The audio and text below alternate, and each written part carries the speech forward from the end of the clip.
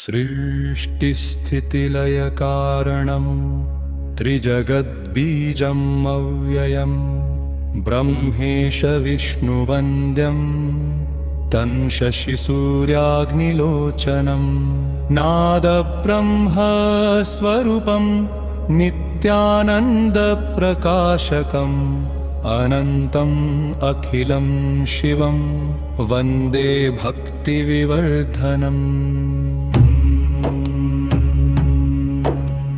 सृष्टिस्थितिलयकारणं त्रिजगद्बीजम् अव्ययम् ब्रह्मेश विष्णुवन्द्यं तं शशिसूर्याग्निलोचनं नादब्रह्मस्वरूपं नित्यानन्दप्रकाशकम् अनन्तम् अखिलं शिवं वन्दे भक्तिविवर्धनम्।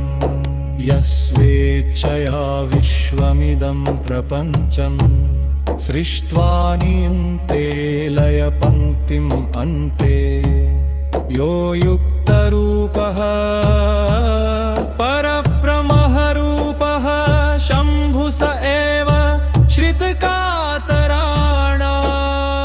शीलाधिराजसुतेशिताङ्गणान् यः पालयत्येकहृदि स्थितः प्रभुः नानारूपाण्यपि यो ददाति सर्वेश्वर सर्वगतः सदाशिवः।